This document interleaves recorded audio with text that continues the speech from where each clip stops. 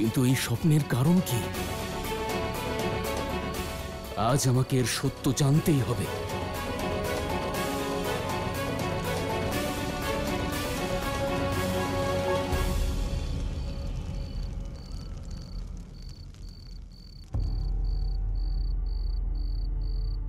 কর্ণ কোথায় গেল?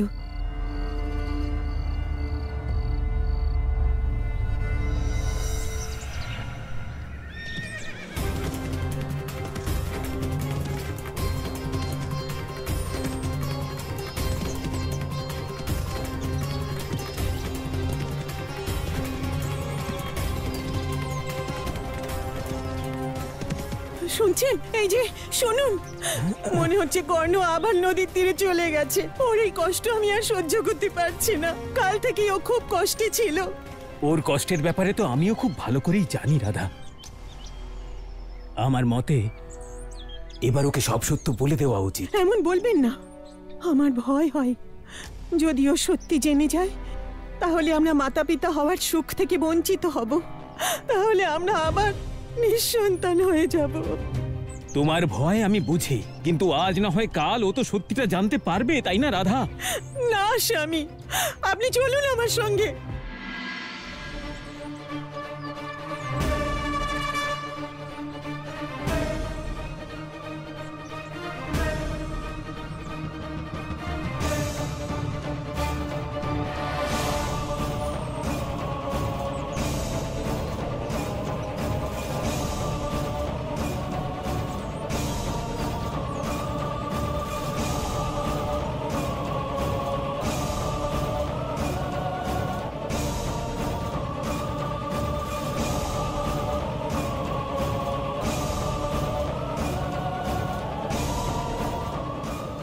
রাধেও, রাধেও, পুত্র কর্ণ, রাধেও।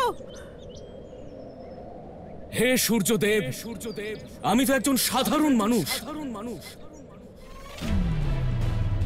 তাহলে জন্ম থেকে এই কবচ আর কুণ্ডল আমার সঙ্গে কেন? এর অর্থ কি সূর্যদেব? আমার এই কবচে আপনার প্রতীক, এই সূর্য চিহ্ন কেন? আর এই কারণে আমি আপনাকে প্রশ্ন করতে চাই, বলুন আপনার সঙ্গে আমার কি সম্পর্ক সূর্যদেব? আমার জীবনের আসল সত্য কি?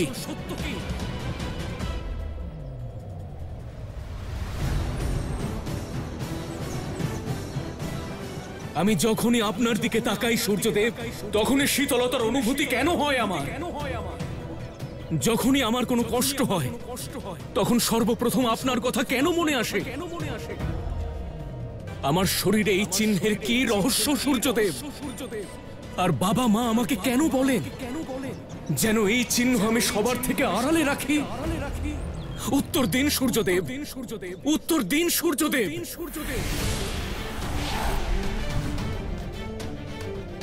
शौर्य शक्ति सत्यनिष्ठा कवच कुंडल धारक जात पात ना वर्ण गोत्र ना है पौरुष परिचायक सूर्य पुत्र बलवीर कर्ण कुंती पुत्र दानवीर कर्ण सूत पुत्र পুত্র কর্ণ,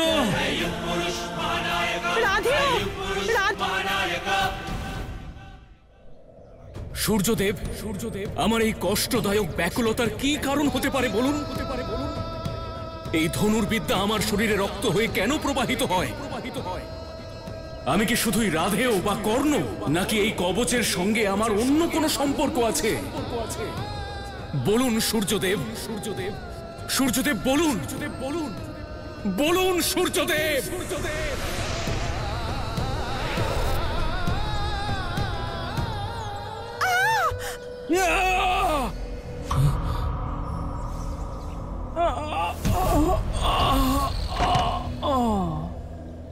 মা,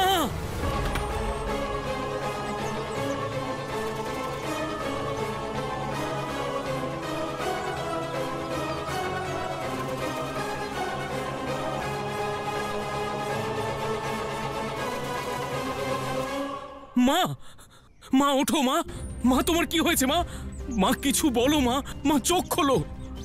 বাবা বাবা বাবা বাবা বাবা বাবা বাবা ওঠো বাবা, বাবা। মা মা মা ওঠো, মা মা ওঠো, মা কিছু বলো মা, মা চোখ খোলো। বাবা দেখো বাবা। রাধা, রাধা ওঠো, রাধা, রাধা ওঠো, রাধা চোখ খোলো, রাধা, রাধা। বাবা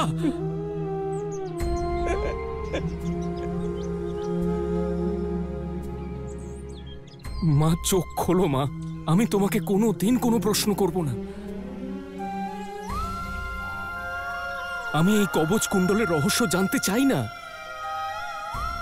আর এই কবচ কুণ্ডল সম্পর্কে তোমাকেও কোনো প্রশ্ন করব না, না ওই স্বপ্নের বিষয়ে জিজ্ঞেস করব।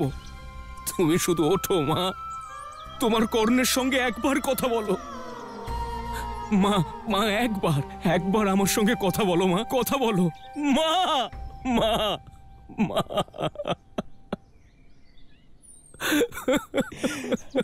মা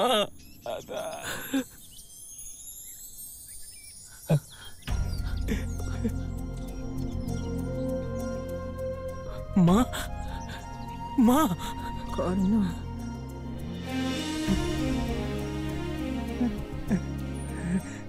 রাধা, বাবা বাবা মায়ের জ্ঞান ফিরেছে বাবা। রাধা ওঠো মা, রাধা ওঠো, ওঠো। রাধা, রাধা, মা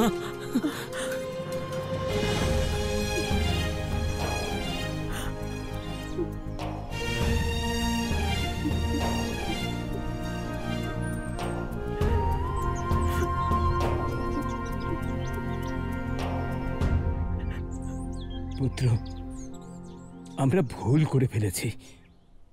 আমাদের তোমার ব্যাপারে সবকিছু অনেক আগেই বলা উচিত ছিল।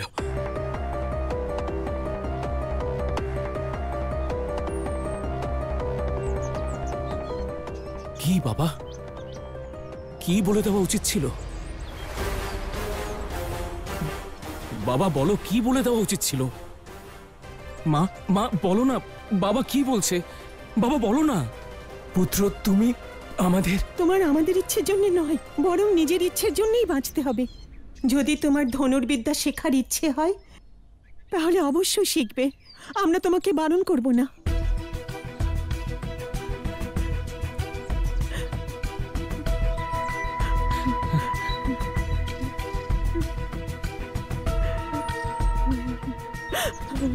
কিন্তু পুত্র, মহারথী হয়ে যাওয়ার পরে নিজের মাকে ভুলে যাবে না তো? না মা, আমার যদি প্রাণও চলে যায় তবুও তোমার কর্ণ তোমায় কখনো ভুলবে না।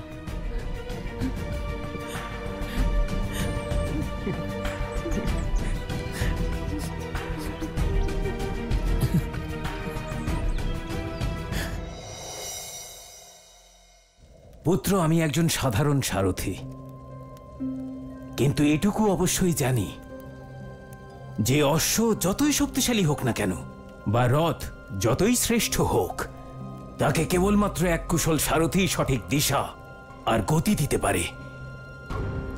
ঠিক সেই রকম জীবনে শ্রেষ্ঠ শিষ্য হতে চাইলে একজন উত্তম গুরু থাকা অত্যন্ত প্রয়োজন। কিন্তু আমার চিন্তার বিষয় হলো এটাই পুত্র, যে আমাদের সমাজে তুমি এমন গুরু কোথায় পাবে? বাবা, আমি এমন একজন গুরুকে জানি। সত্যি? কে তিনি? স্বয়ং গুরু দ্রোণাচার্য। দ্রোণাচার্য? হস্তিনাপুরের রাজগুরু দ্রোণাচার্য? হ্যাঁ বাবা, সেই রাজগুরু দ্রোণাচার্য। তুমি তো এক্ষুনি বলছিলে বাবা, একজন শ্রেষ্ঠ শিষ্য হওয়ার জন্য একজন উত্তম গুরুর প্রয়োজন, কিন্তু আমি তো একজন শ্রেষ্ঠ ধনুর্ধর হতে চাই, তাই গুরুও সর্বশ্রেষ্ঠ বেছে নেব।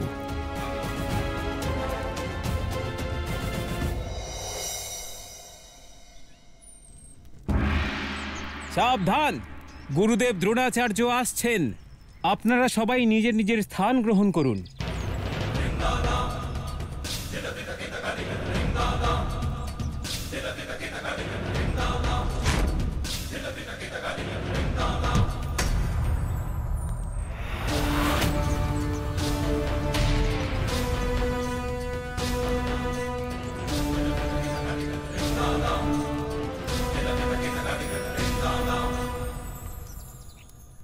ধনুর্বিদ্যার পরীক্ষার জন্য আপনারা সবাই নিজের নিজের ধনুর্বাণ প্রস্তুত করুন।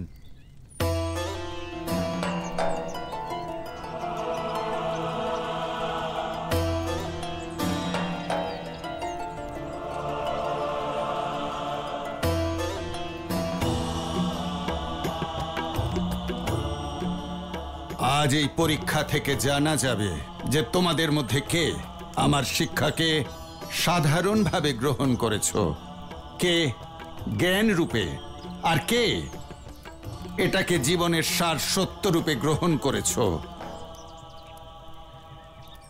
তোমরা সবাই ওই পক্ষী দেখতে পাচ্ছ?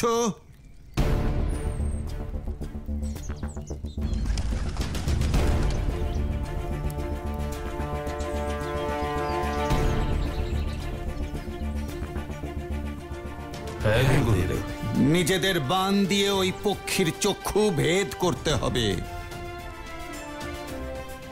যে সফল হবে সেই ধনুর্বিদ্যায় শ্রেষ্ঠ হিসেবে গণ্য হবে। দুর্যোধন, সামনে এসো। প্রণাম গুরুদেব। তুমি সামনে কি দেখতে পাচ্ছ?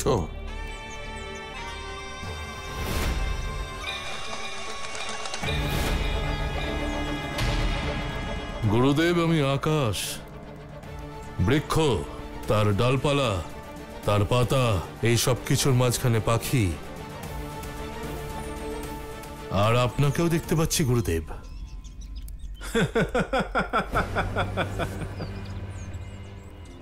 যুধিষ্ঠির, এবার তুমি এসো। এবার তুমি বলো, তুমি কি দেখছো? গুরুদেব, আমি পাখি দেখতে পাচ্ছি। তার বাচ্চাদের কাছে ফিরে যাওয়ার জন্য সে উৎসুক। তার ক্ষুধার্ত বাচ্চাদের ব্যাকুলতাও আমি অনুভব করতে পারছি। আমি তোমার থেকে এমন উত্তরই আশা করেছিলাম। ভীম। হ্যাঁ গুরুদেব। এবার তুমি এসো। প্রণাম গুরুদেব। বলো যে তুমি কি দেখছো?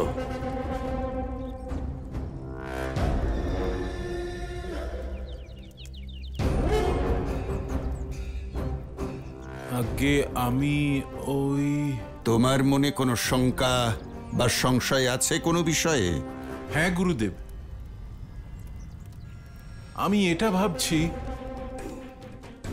আমি যখন পাখিটাকে নিজের হাত দিয়েই পিষে ফেলতে পারি, তখন আমার এই ধনুক আর বাণের কি প্রয়োজন গুরুদেব?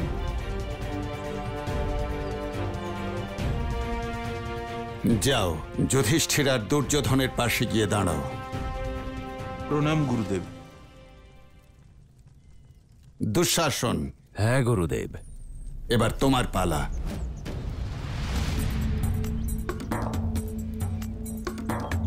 কি দেখতে পাচ্ছ তুমি?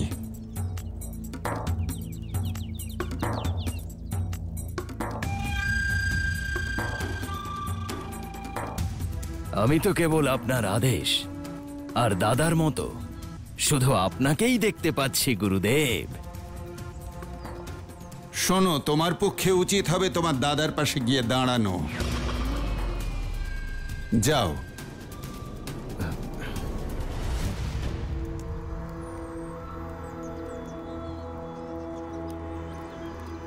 অশ্বত্থামা, এবার তোমার পালা, এসো।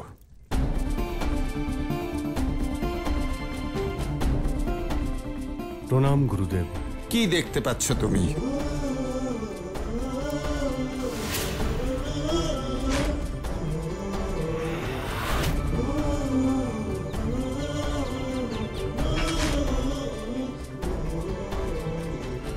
আমি তো শুধু পাখির চোখ দেখতে পাচ্ছি গুরুদেব, আর ওর মস্তকও দেখতে পাচ্ছি।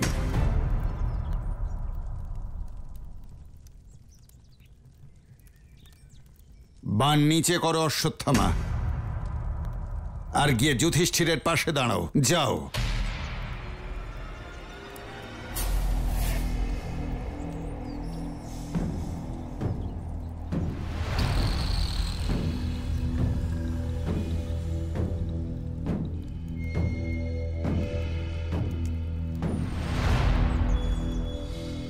অর্জুন।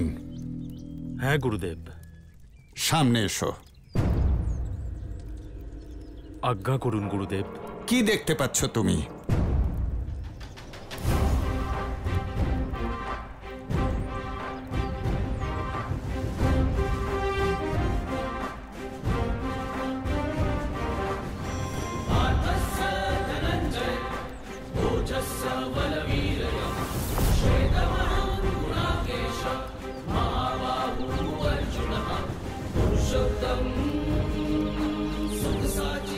গুরুদেব, আমি শুধুমাত্র পাখির চোখ দেখতে পাচ্ছি।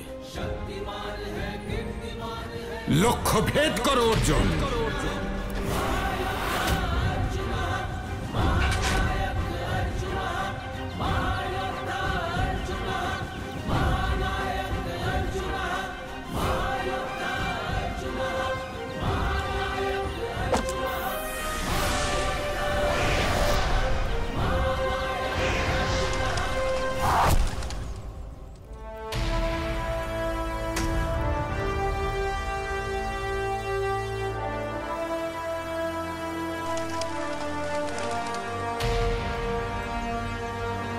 উত্তম, অতি উত্তম। তুমি শুধু প্রশংসার পাত্র নও অর্জুন, বরং তুমি এটা প্রমাণ করে দিয়েছ যে তুমি এই জগতের সর্বশ্রেষ্ঠ ধনুর্ধর।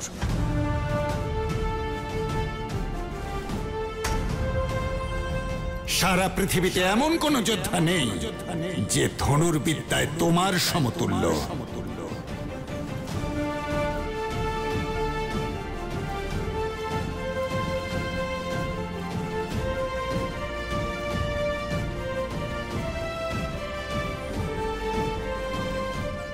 আমি জানি যে তোমাদের সবার মনে একটা প্রশ্ন উঠে আসছে যে আমি শুধু অর্জুনকেই লক্ষ্যভেদ করতে কেন বললাম।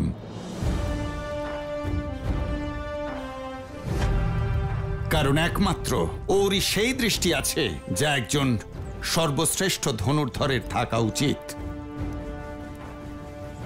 ওর সমস্ত মনোযোগ সেখানে কেন্দ্রীভূত করেছিল যেখানে করা উচিত ছিল। কিন্তু বাবা,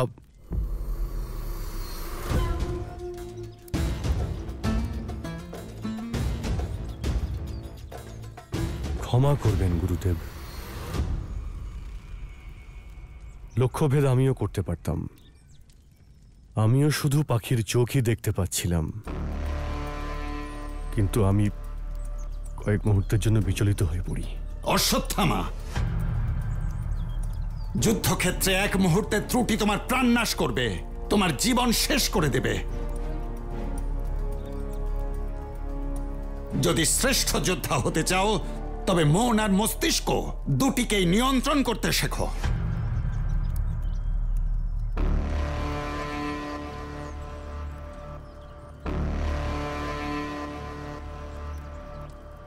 তা না হলে জয় আর পরাজয় দুই তোমার কাছে অভিশাপ হয়ে দাঁড়াবে।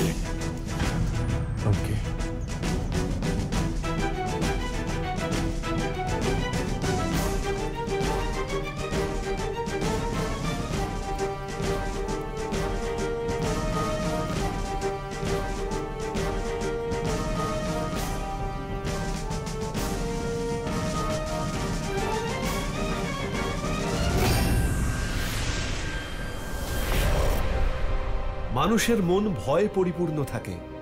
গুরু দ্রোণের পুত্র অশ্বত্থামার মনেও ভয় ছিল যে তার পিতা অর্জুনের জন্যই তাকে কম ভালোবাসেন। কিন্তু আরও এক সত্য ছিল, দ্রোণ তার পুত্র অশ্বত্থামাকে জীবনের সব সুখ সুবিধা দিতে প্রতিশ্রুতিবদ্ধ ছিলেন। উনি তার জ্ঞান, কুরুবংশের রাজকুমার এবং নিজের পুত্র ছাড়া অন্য কাউকে দিতে পারতেন না। কিন্তু এর কারণ কি? গুরু দ্রোণ কি এমনটা করে কুরুবংশের রাজকুমারদের প্রসন্ন করতে চেয়েছিলেন, নাকি নিজের সর্বশ্রেষ্ঠ শিষ্য অর্জুনকে দিয়ে কোনো কার্যসিদ্ধি করতে চেয়েছিলেন? অথবা একজন গুরু আর পিতা হওয়ার সুবাদে উনি জানতেন অশ্বত্থামাকে নিয়ন্ত্রণে রাখা প্রয়োজন ছিল। তবে গুরু দ্রোণের মনে যাই থাক তা স্পষ্ট ছিল না। এদিকে কেউ অশ্বত্থামার এই কুণ্ঠার সুযোগ নিয়ে তাকে অধর্মের পথে নিয়ে যেতে চাইছিল।